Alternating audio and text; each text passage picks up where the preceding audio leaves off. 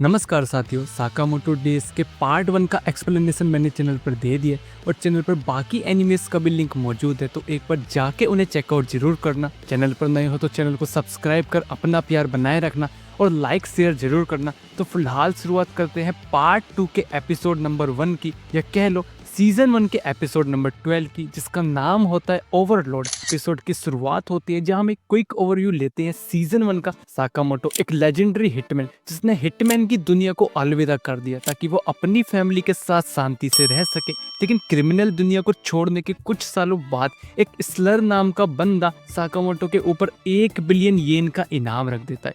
ऊपर से उसने 4 खूंखार कैदियों को भी जापान बुला लिया है, लेकिन सिन और बाकी सब उन सबको साकामोटो की लाइफ खराब नहीं करने देंगे। अभी उन 4 कैदियों में से एक कैदी डंप एक जगह पर कई लोगों को मार चुकी होती है और एक और आदमी को मारने से पहले उसे क्यूटी बुलाती है, लेकिन जब भी वो उसे मार देती है तब वो कहती है कि क्या वाकई वो इतना गंदा है दिखने में। अभी 1 मिनट पहले तो वो बड़ा क्यूटी लग रहा था। किसी ने सच ही कहा है, मरने का डर जब किसी इंसान को होता है तभी वो क्यूट ज्यादा लगता है, और यही उसकी गंदी आदत है कि वो खुद पर काबू ही नहीं रख पाती ऐसे क्यूटी को देखकर। इसलिए फिर उसका मन करता है इन्हें मारने का। खैर, खुद पर काबू पाना उसे सीखना होगा। अभी दूसरा क्रिमिनल अपार्ट, जो एक आदमी को मार उसके शरीर के टुकड़े कर उसे सजा देता है और कहता है कि अब वो इसे अच्छे से समझ पा रहा है। तभी उसकी नजर बुक सेल्फ पर जाती है जब मांगा का एक वॉल्यूम मिसिंग होता है, इसलिए वो फटाफट उसे खरीद कर लाता है और वापस जगह पर रख देता है। मिनिमलिस्ट तीसरा क्रिमिनल, वो भी लोगों को मार रहा होता है, लेकिन उसका मन होता है एस रैंक वाले लोगों को मारना। अभी लास्ट कैदी सो, जो एक लड़की के साथ मजे कर कर बैठा होता है और वो देखता है कि उसके बाकी के साथी तो जोर शोर से किलिंग कर रहे हैं, लेकिन वो तो आराम से काम करेगा और वैसे मजे तो खूब आएंगे जब वो इस साकामोटो को मारेगा। अभी अपन देखते हैं जब एपिसोड 11 में वू टांग लू को छोड़ यहाँ से चला जाता है, लेकिन जाने से पहले वो साकामोटो को सतर्क रहने को भी कहता है, क्योंकि वो 4 कैदी सिर्फ मजे के लिए किलिंग करते हैं। इसलिए अभी Sakamoto and company video rental shop में आते हैं उन्हीं 4 कैदियों के बारे में इंटेल हासिल करते हैं, लेकिन इनकी कैसेट्स तो इतनी महंगी पड़ती हैं साकामोटो को कि उसका बैंक बैलेंस लो हो जाता है। मीनवाइल ऑर्डर भी उन्हीं कैदियों के बारे में बात कर रहा होता है। यो कहता है कि उसे फर्क नहीं पड़ता उन कैदियों से, अब चाहे वो कोई भी हो, लेकिन अगर कोई उसके इलाके में हवाबाजी करेगा तो वो नहीं बचने वाला। इस पर नागुमो कहता है कि अरे, ये डायलॉग तो कल वाली मूवी में भी था। सिसिबा अभी नागुमो से कहता है कि वो ज्यादा ही उसे मजे ना ले, और वैसे उसे लगता है कि वो 4 कैदी नौसिखी है। पता नहीं क्या चाहता है स्टोर, क्यों ओसारागी। जिस पर ओसारागी कहती है कि जब इंसान के अंदर मोरल वैल्यूज ही नहीं होती तो वो किलिंग करते वक्त ज्यादा नहीं सोचता। जिस पर सीसीबा कहता है कि किलिंग करते वक्त तो ओसारागी भी ज्यादा नहीं सोचती। तभी ताकामुरा, जो काफी देर से सो रहा होता है, वो सडनली वैन के ऊपर का हिस्सा काट देता है क्योंकि उसके कान के पास एक मक्खी आ गई थी। नागुमो अभी कहता है कि हमारे पास एक और आदमी है जो किलिंग करते वक्त ज्यादा नहीं सोचता। मीनवाइल साकामोटो को तो मूवीज देखते वक्त काफी नींद आ जाती है और लू तो पॉपकॉर्न खाते खाते मूवी देख रही होती है। अभी लेटर हिसुके साकामोटो पर गोली चला रहा होता है ताकि वो अपनी निशानेबाजी बेहतर कर सके, लेकिन साकामोटो उसकी 100 में से 99 गोलियां पकड़ लेता है। तभी सिन्हा आता है और कहता है कि कितना भी साकामोटो बच ले, जब उसका वक्त आएगा मरने का तब तो वो मर ही जाएगा। और वो सडनली साकामोटो पर वार कर देता है, लेकिन साकामोटो उसे पकड़ लेता है और कहता है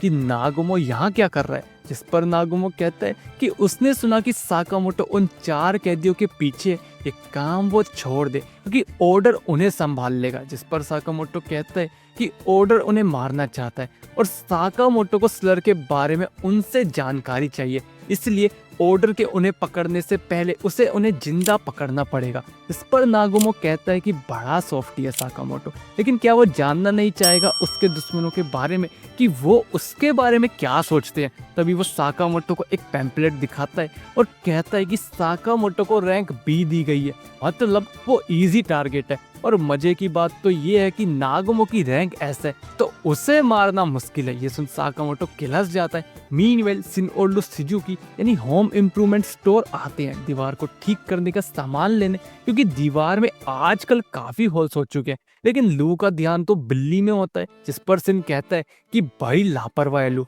उसने देखा था ना वीडियोस में कि कैसे वो 4 कैदी कितने खतरनाक है, हमें और स्ट्रॉन्ग बनना पड़ेगा वरना ऐसे तो वो सिर्फ साकामोटो के ऊपर बोझ बने रहेंगे। लेकिन लू तो अभी बिल्ली में ही खोई हुई होती है। तभी दुकान की स्टाफ सिन को एक क्यूट सा पप्पी दिखाती है। सिन मना करता है, लेकिन उसकी क्यूटनेस को देख अभी सिन भी पप्पी के संग खेलने लग जाता है। तभी अचानक सारे जानवर और पंछी चिल्लाने लगते हैं। सिन उठता है और देखता है कि ये क्या हो रहा है। तभी एक आदमी कहता है कि इन इडियट्स को ये भी नहीं पता जब मौत सामने हो तो चिल्लाना नहीं चाहिए बल्कि दुम दबाकर भाग जाना चाहिए। जिस पर सिन पूछता है कि कौन है वो, सो कहता है कि वो एक एक्स मिलिट्री है, मतलब पूर्व सेना का जवान। उसने कई लोगों को आसान मौत मरते देखा है, जो कि बड़ी शर्म की बात है। मौत को मजेदार होना चाहिए, इसलिए उसने कुछ खास इंतजाम करे हैं तुम्हें मारने के लिए। तो पहले वो उस मोटे के परिवार वालों को और उसके दोस्तों को मारेगा, फिर उस मोटे को इस दुनिया से ही गायब कर देगा। सिन अभी समझ जाता है कि कुछ गलत है।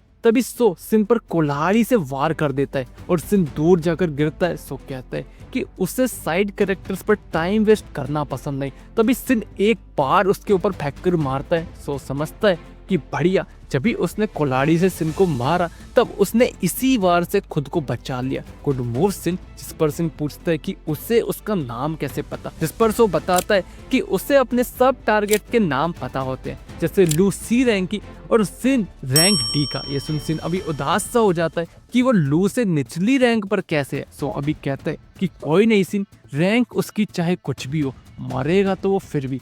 अभी सो उन दोनों पर हमला कर देता है। सिन और लू उससे बचते हैं। सिन उसका दिमाग पढ़ने की कोशिश करता है, लेकिन ये सिर्फ किल किल ही सोच रहे। अभी सो दोनों को गिरा देता है और कहता है कि उसने सुना है कि सिन दिमाग पढ़ सकता है, तो पढ़ ले वो उसका दिमाग। उसके दिमाग के थॉट्स साफ है और क्लियर है, जो कि है किल। क्योंकि जब वो किसी को मारने जाता है तो बस वो उसे मारने के बारे में ही सोचता है। सिन को अभी समझ नहीं आता कि क्या करे वो। तभी सो वहां ब्लास्ट कर देता है, जिससे लू सिन को बचा लेती है, लेकिन वो अभी खुद ही जख्मी हो जाती है। मीनवेल साकामोटो को सिन और लू की फिक्र हो रही होती है, जिस पर हिसुके कहते हैं कि वो फिक्र ना करे, आखिर सिन साकामोटो का शिष्य जो है। जिस पर साकामोटो कहता है कि उसके अंदर पोटेंशियल तो है, लेकिन अभी भी सिन को उतना एक्सपीरियंस नहीं है।